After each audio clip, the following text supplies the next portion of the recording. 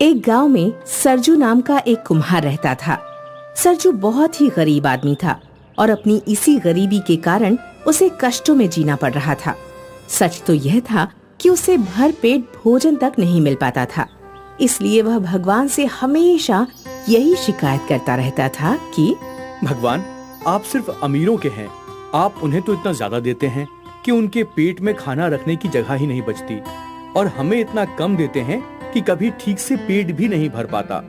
एक दिन शाम के वक्त सरजू अपने घर के आंगन में बैठा मिट्टी के बर्तन बनाने का काम कर रहा था कि तभी वहाँ एक साधु आ जाता है और वो सरजू से कहता है, बेटा, मैं आज की रात आपके यहाँ काटना चाहता हूँ। क्या आप मुझे एक वक्त का भोजन और एक रात के लिए आश्रय दे सकते हैं? जी साधु महाराज, आपको भोजन और आश्रय दोनों ही मिल जाएंगे, लेकिन क्या बेटा? लेकिन आपको वही रूखा सूखा खाना पड़ेगा जो मेरे घर में मौजूद है।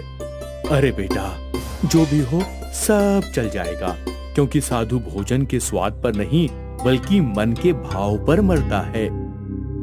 साधु के यह कहने पर सरजू साधु को रात भर के लिए अपने घर में रख लेता है। वह आंगन में साधु के लिए एक चारपाई लगा देता है और साधु उसी पर सो जाता है।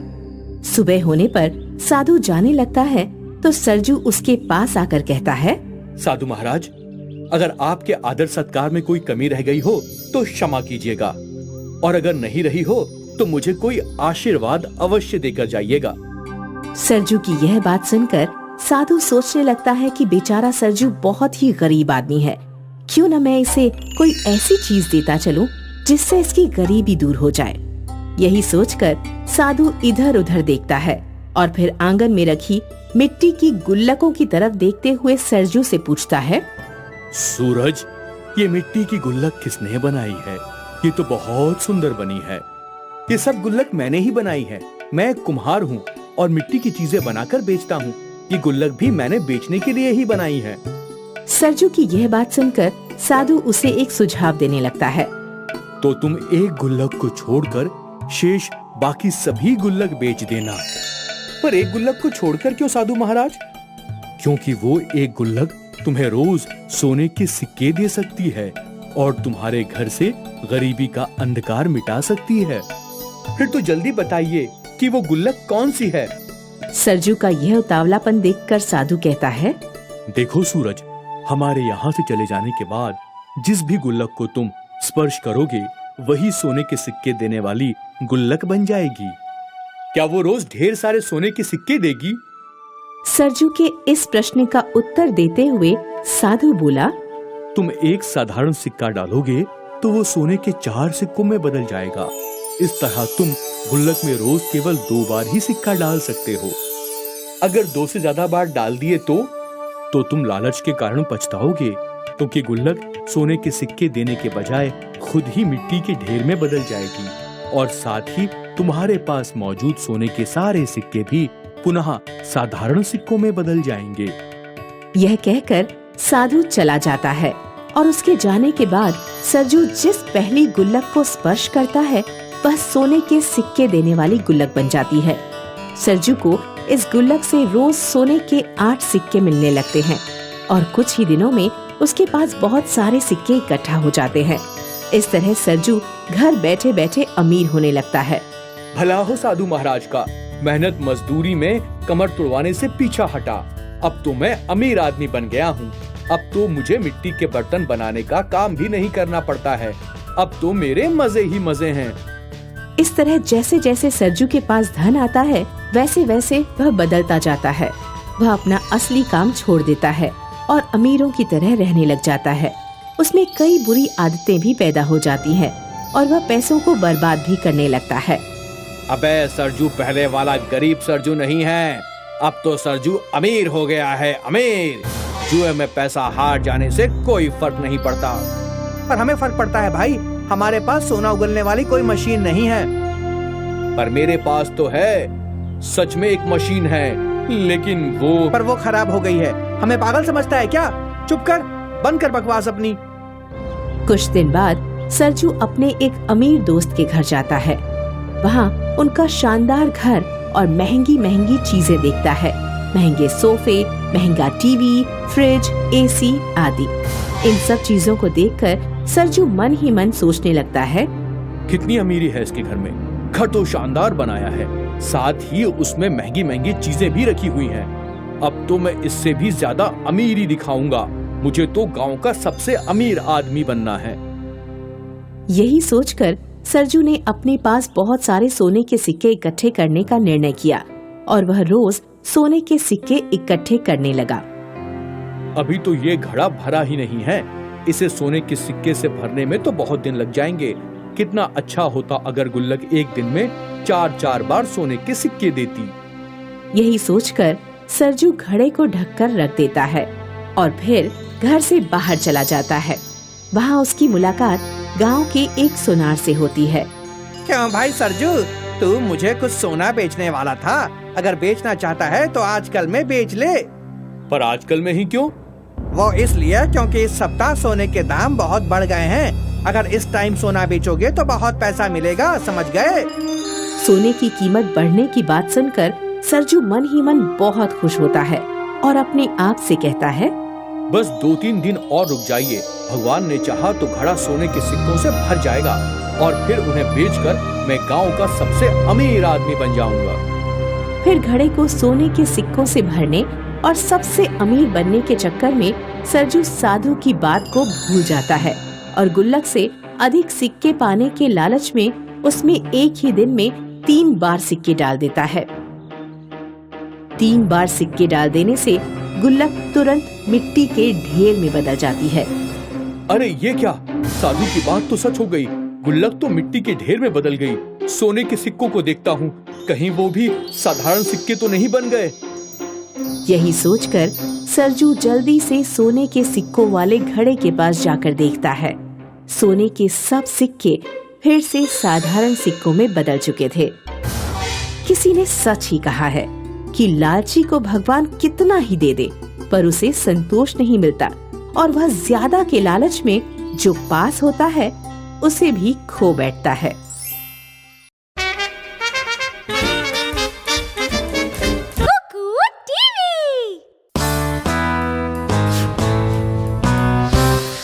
भीमा थोड़ा कम पढ़ा लिखा था, लेकिन मेहनती और संतोषी कुम्हार था। वो कच्ची मिट्टी से घड़े, मटके, सुराही और खिलौने बनाकर बाजार में बेचता था। उससे जो भी कमाई होती, उससे वो अपने घर की जरूरतों और पत्नी पर खर्च कर देता। खुद के लिए वो 1 पैसा भी खर्च नहीं करता था। फिर भी उसकी पत्नी मंजरी उसकी कमाई से संतुष्ट नहीं होती थी। ये क्या, बस इतने से पैसे? तुम ज्यादा पैसे क्यों नहीं कमाते? हम कब तक इस झोपड़े में गरीबी से जिएंगे? इसकी जगह मुझे एक बड़ा घर मिल जाए तो मैं खुश हो जाऊंगी। मंजरी की बातों से भीमा दुखी होता, लेकिन उससे ज्यादा दुखी वो इस बात पर था कि वो अपनी पत्नी को खुश नहीं रख पाता था। रोज की तरह बर्तन बनाने के लिए भीमा जंगल से मिट्टी लाने गया। एक मिट्टी के ढेर के पास पहुंचकर उसने कुदाली उठाई और मिट्टी निकालने लगा। तभी फुदकता हुआ एक मेंढक उस मिट्टी में से निकला और मिट्टी के ढेर के ऊपर जा बैठा। इस मिट्टी के नीचे मेरा घर है, उसमें मैंने अंडे दिए हैं जिनसे बारिश में बच्चे निकलेंगे। अगर तुम ये घर तोड़ोगे तो मेरे बच्चे मर जाएंगे। बिना मिट्टी के मैं मटके और खिलौने कैसे बनाऊंगा? भीमा को परेशान देख मेंढक मुस्कुराया और बोला, अगर तुम मेरा घर मत तोड़ो तो इसके बदले में मैं तुम्हें 3 वरदान देता हूँ। मांगो, तुम्हारी इच्छा पूरी होगी। मेंढक की बात सुन भीमा कुछ देर सोचने लगा, फिर बोला, मुझे कुछ नहीं चाहिए, बस मुझे एक बड़ा आलीशान सा घर दे दो जिसमें सारी सुख सुविधा हो, जिसे पाकर मेरी मंजरी खुश हो जाए। तुम्हारी इच्छा पूरी होगी। इतना सुनते ही भीमा घर वापस चला गया। घर पहुंचते ही उसने देखा कि मेंढक का वरदान सच हो गया। अब उसके झोपड़े की जगह एक बहुत बड़ी हवेली है जिसमें ऐशो आराम की सारी चीजें हैं और उसकी पत्नी मंजरी बहुत खुश है। मंजरी, अब तो तुम खुश हो ना? मंजरी बड़े घर में खुश थी और उसे देख भीमा भी खुश था। थोड़े दिन बीत गए। पहले तो मंजरी को अपना नया घर अच्छा लगता था, लेकिन अब वो फिर से दुखी रहने लगी। उसे दुखी देख भीमा भी परेशान हो गया। क्या हुआ मंजरी? अब तो हमारे पास बड़ा घर है, अब तुम खुश क्यों नहीं हो? हमारा घर बड़ा है, लेकिन सबसे बड़ा तो नहीं। सबसे बड़ा महल राजा के पास है।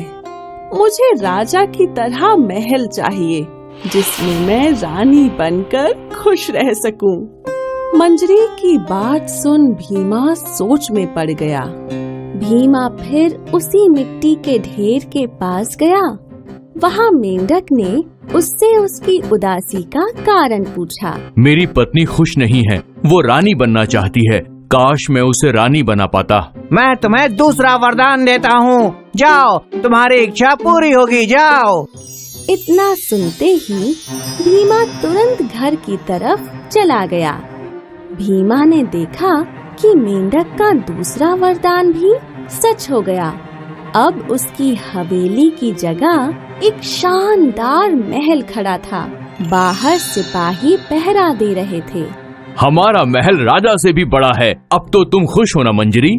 मुझे मंजरी नहीं, रानी कहो। अब मैं रानी हूँ। रानी बनकर मंजरी को खुद पर बहुत घमंड हो रहा था।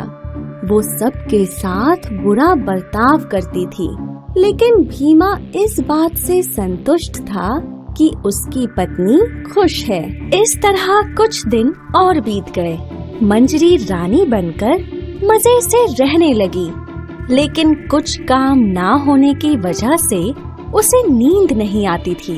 वो रात भर जागती और दिन में सोती थी। एक दिन सुबह सुबह रानी की आंख लग गई, लेकिन सूरज की तेज धूप की वजह से उसकी नींद टूट गई और वो गुस्से से आग बबूला हो गई। सूरज की इतनी हिम्मत कि मेरी नींद खराब करे। मंजरी सूरज पर बहुत गुस्सा हुई और फिर दुखी हो गई। उसे उदास देख भीमा ने कारण पूछा। ये सूरज चांद मेरे अनुसार क्यों नहीं चलते? जब मुझे नींद आती है तो ये सूरज क्यों आ जाता है? मुझे सूरज चांद तारों को अपनी मर्जी से चलाना है। लेकिन मंजरी, सूरज चांद तारों को तो सिर्फ भगवान चलाते हैं। तो मुझे भगवान बनना है, तभी मैं खुश रहूंगी। मंजरी की बात सुन भीमा फिर जंगल गया। जंगल पहुंचकर भीमा ने मेंढक को सारी बात सुनाई। उसकी बात सुनकर मेंढक सोच में पड़ गया। मैं अपनी पत्नी को खुश देखना चाहता हूँ। मैं तुम्हें वरदान दे सकता हूँ, लेकिन ये तुम्हारा तीसरा और आखिरी वरदान है, सोच लो। मैंने सोच लिया, तुम्हारी इच्छा पूरी होगी, जाओ। घर पहुंचा तो भीमा ने देखा कि मंजरी घर पर नहीं है। उसने मंजरी को महल में हर जगह ढूंढा। मंजरी, कहाँ हो तुम? मंजरी। भीमा को मंजरी कहीं नहीं मिली तो वो रोने लगा और वापस उसी मेंढक के पास गया। मेरी पत्नी मंजरी कहीं दिखाई नहीं दे रही, वो कहाँ चली गई? उसकी इच्छा के अनुसार वो भगवान बन गई है। लेकिन वो दिखाई क्यों नहीं दे रही? क्योंकि भगवान दिखाई नहीं देते हैं भीमा। अब भीमा को भी अपनी गलती का एहसास हो गया। पत्नी को खुश करने के चक्कर में वो अपनी पत्नी से ही दूर हो गया था। वो मेंढक के सामने रोने लगा। मुझसे गलती हो गई, मेरी पत्नी मुझे वापस लौटा दो। मैं दिया हुआ वरदान वापस नहीं ले सकता हूँ। तब भीमा ने दिमाग लगाया और मेंढक से बोला कि वो तीनों वरदान तो उसने अपनी पत्नी के लिए मांगे थे, लेकिन इस बार वो सिर्फ अपने लिए एक वरदान चाहता है और मेंढक भी उसकी बात मान गया। बोलो क्या चाहिए? मुझे मेरी पत्नी और मेरा घर जैसे पहले थे वैसे ही वापस लौटा दो। तुम्हारी इच्छा पूरी होगी।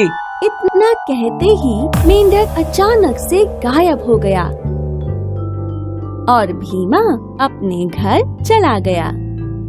भीमा घर पहुंचा तो देखा कि महल की जगह उसकी पहली वाली झोपड़ी है और उसमें सब कुछ वैसा ही है जैसे पहले था।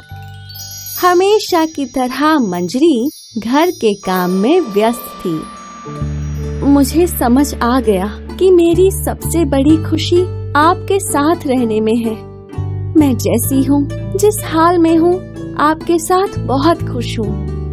मंजरी के बदले हुए स्वभाव से भीमा बहुत खुश हुआ और उसे गले लगा लिया। इस कहानी से हमें ये सीख मिलती है कि खुश रहने के लिए पैसा, महल या ऐशो आराम नहीं, बल्कि अपनों का साथ चाहिए। खुश रहना इंसान का स्वभाव होता है। वो चाहे तो कम में भी खुश रह सकता है, वरना सब कुछ मिलने पर भी वो खुश नहीं हो सका। खुशियाँ बाहर नहीं, खुद के अंदर तलाशनी चाहिए। रमन गरीब कुम्हार था। मिट्टी के घड़े बनाकर गांव-गांव जाकर बेचा करता था। उससे उसकी जो भी कमाई होती, उससे अपने परिवार का पेट पालता था। उसकी बेटी रमा भी शादी के लायक हो गई थी। उसे अपनी बेटी की शादी की चिंता हर वक्त सताती रहती थी। क्या हुआ जी, आप बड़ी सोच में लग रहे हैं? क्या बताऊं बबीता, रामा की उम्र शादी की हो चली है। हर दिन गांव वाले पूछते रहते हैं कि बिटिया की शादी कब करवाओगे। रमा की उम्र की सारी लड़कियों की शादी हो गई है हमारे गांव में। हमारे पास इतने पैसे नहीं हैं कि हम अच्छे घर में रामा की शादी करवा सकें। आप चिंता मत करो, ऊपर वाले ने चाहा तो जल्द ही हमारी बेटी रमा के भी हाथ पीले हो जाएंगे। रमन रोज की तरह अपनी कुदाल और टोकरी लेकर जंगल की ओर मिट्टी लाने चल पड़ा। आज रमन का मन बड़ा उदास था। उसे अपनी बेटी की शादी की चिंता खाए जा रही थी। रमन मिट्टी काटकर जब गांव की ओर चल पड़ा, तब तक अंधेरा हो चुका था। थोड़ी दूर चलने के बाद रमन के पैर में कांटा चुभ जाता है। हे भगवान, ऐसे ही घर जाने में आज इतनी देर हो गई है, ऊपर से ये कांटा। रमन पास के एक पत्थर पर अपनी मिट्टी वाली टोकरी और कुदाल रखकर बैठ जाता है और अपने पैर से कांटा निकालता है। दिन भर काम कर रमन बहुत ही थका होता है, तो उसे वहीं पर झपकी लग जाती है। कुछ देर बाद रमन को किसी के हंसने की आवाज सुनाई देती है, तो वह डर के मारे वहां से उठ खड़ा होता है। वह देखता है कि वह जिस पत्थर पर बैठा था वो किसी की कब्र है। कौन है वहाँ? कौन है? हे भगवान, मैं इस कब्र पर सो गया था। बचपन में मैंने सुना था कि कब्र पर प्रेत का साया होता है और मैं इसी पर सो गया। तभी वहाँ तेज हवाएं चलने लगती हैं। वो कब्र जोर जोर से हिलने लगती है और किसी के जोर जोर से हंसने और रोने की आवाज आने लगती है। रमन मिट्टी की टोकरी और कुदाल उठाकर वहाँ से भागने लगता है और सीधा जाकर अपने घर पर ही रुकता है। क्या हुआ जी, आज आपको आने में इतनी देरी हो गई और आप इतना हाफ क्यों रहे हैं? क्या बताऊं बबीता, अभी कब्र वाला प्रेत मेरे पीछे पड़ गया था। किसी तरह जान बचाकर मैं यहाँ तक आया हूँ। कब्र वाला भूत? ये क्या बोल रहे हैं आप? रमन सारी बात बबीता को बताता है। तभी बबीता की नजर कुदाल और मिट्टी पर जाती है, जो कि सोने की तरह चमक रही थी। मुझे लगता है वो कोई आम कब्र नहीं, बल्कि जादुई कब्र होगी। जादुई कब्र? ये क्या होता है? अगर हम इस मिट्टी से घड़ा बनाकर बेचे तो हमें कितना मुनाफा होगा और हम देखते ही देखते अमीर बन जाएंगे। रमन और बबीता अगले दिन उस मिट्टी का घड़ा बनाकर जमींदार के यहाँ ले जाते हैं। जमींदार इतने सुंदर सोने का मटका देखकर हैरान था। ये बहुत ही सुंदर घड़ा है। जो भी पैसे बनते हैं आप मुझे दे दो, मुझे मेरी बेटी की शादी करनी है। रमन जमींदार को सारी बातें बता देता है। जमींदार के मन में लालच आ जाता है और वो धोखे से रमन से वो घड़ा लेने की सोच लेता है। मुझे तो ये घड़ा मिट्टी का ही दिख रहा है। हर सुनहरे रंग की चीज सोना नहीं होती। मैं तुम्हें इसके 100 रुपए दूंगा। लेकिन मालिक, ये घड़ा सोने का है और इसकी कीमत हजारों की होगी। तुझे ज्यादा पता है तो तू जाके इस घड़े को कहीं और बेच। मैं तो ज्यादा से ज्यादा 100 रुपए ही दूंगा। रमन उदास हो जाता है और वह घड़ा 100 रुपए में जमींदार को बेचकर वापस घर आ जाता है। जमींदार उस घड़े को सस्ते भाव में खरीदकर बहुत खुश था। वो बेवकूफ कुम्हार सोने का घड़ा पीतल के भाव दे गया। उसके कहे अनुसार कब्र पर मिट्टी रखने से सोना बन जाता है। हमें भी वहाँ जाकर देखना चाहिए। जमींदार और उसकी पत्नी लता रात के अंधेरे में छुपते छुपाते रमन के बताए गए कब्र पर पहुँच जाते हैं और एक टोकरी में मिट्टी भरकर उस कब्र पर रख देते हैं। दोनों उस कब्र के ऊपर सो जाते हैं। थोड़ी देर बाद वह कब्र जोर जोर से हिलने लगती है और उससे रोने की आवाज आने लगती है। जमींदार और उसकी पत्नी लता डर जाते हैं। तभी उस कब्र से आवाज आती है, आज अमावस की रात है। आज तुम दोनों मेरा खाना बनाओगे। कौन है यहाँ? हमें छोड़ दो। हाँ, हमें जाने दो। कौन है यहाँ? हाँ, हम तो सोना गलती से सो गए थे इस कब्र पर। मुझे पता है तुम दोनों सोने के लालच में यहाँ आए हो। अगर अपनी भलाई चाहते हो तो तुमने जो रमन कुम्हार से सोने का घड़ा लिया है उसे उसकी सही कीमत दे दो और उसकी बेटी की शादी अपने बेटे से कराकर उसे अपने घर की बहू बना लो। वो 2 कौड़े की कुम्हार की बेटी और मेरे घर की बहू। तभी कब्र जोर जोर से हिलने लगती है और उससे रोने की आवाज आती है। जमींदार और उसकी पत्नी लता डर जाते हैं। ठीक है, जैसा तुम कहते हो वैसा ही होगा। हमें यहाँ से जाने दो। सब कुछ शांत हो जाता है और जमींदार और उसकी पत्नी लता भागकर रमन के घर जाते हैं और उसे सारी बात बताते हैं। हमें माफ कर दो। तुम्हारे सोने के घड़े को मैंने धोखे से पीतल के भाव में खरीद लिया और सोने की लालच में तुम्हारे बताए अनुसार उस कब्र पर जाकर सो गया। वो कब्र हमारी जान ले लेगी। तुम ही हो जो हमें बचा सकते हो। वो कैसे? ये लो तुम्हारे सोने के घड़े के पैसे और तुम अपनी बेटी की शादी मेरे बेटे से करा दो। जमींदार अपने किए के लिए बहुत शर्मिंदा होता है और रमन से माफी मांगता है। रमन उसे माफ कर देता है और अपनी बेटी की शादी जमींदार के बेटे से करा देता है। कुम्हार के सिर से बेटी की शादी की चिंता खत्म हो जाती है और वह जादुई कब्र का धन्यवाद करता है। बहुत पुराने समय की बात है। किशोरपुर गांव में तुलसी नाम की एक लड़की अपनी माँ के साथ रहती थी। तुलसी की माँ बहुत गरीब थी। वो गांव के खेतों में मजदूरी किया करती थी। एक दिन गांव के सबसे बड़े आदमी मनु प्रताप सिंह की बेटी का ब्याह था। उनका नौकर तुलसी के घर दावत देने आता है। आज रूपवती बिटिया का ब्याह है, सबको जरूर आना है। ठीक है काका। जब नौकर चला जाता है तो तुलसी की माँ तुलसी से कहती है, बेटा मेरा तो पेट खराब है, तू दावत में चली जाना। माँ मैं क्या पहन के जाऊंगी? अरे बक्से में इतने कपड़े रखे हैं, जाके कोई अच्छा सा सलवार सूट पहन ले। तुलसी जाकर बक्से में कपड़े निकाल निकाल कर देखती है, लेकिन सारे कपड़े फटे पुराने हो चुके थे। तुलसी को एक गुलाबी रंग का सूट पसंद आता है। ये पहन लेती हूँ। तुलसी का ध्यान ही नहीं जाता कि वो सूट पीछे से फटा हुआ था। सूट में पीछे छेद था। तुलसी बहुत खुश होकर विवाह समारोह में पहुंच जाती है। बाकी लड़कियां तुलसी पर हंसने लगती हैं। अरे तुलसी, तेरी मजदूर अम्मा तेरे लिए सूट भी नहीं सिलवा पाई जो तू ये छेद वाला सूट पहनकर चली आई। अरे इसकी अम्मा और ये दोनों पता नहीं कहां-कहां से कपड़े निकाल कर लाते हैं।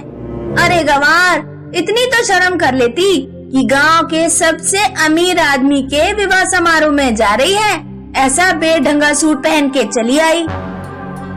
लड़कियों की बातें सुनकर तुलसी के दिल को बहुत ठेस पहुंचती है।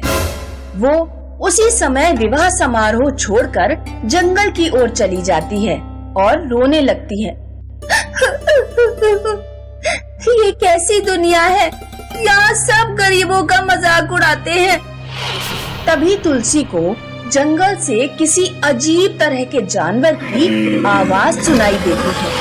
वो जंगल में जाकर देखती है कि एक डायनासोर गड्ढे में फंस गया है। डायनासोर अभी तक होते हैं? लगता है ये पुराने समय का डायनासोर है जो किसी तरह मरने से बच गया। तुलसी एक लकड़ी का गट्ठर खिसका कर लाती है और उसे गड्ढे में डाल देती है। गट्ठर के सहारे डायनासोर बाहर निकल आता है। तुलसी डायनासोर का पेट सहलाती है और उसे पत्तियां खिलाती है।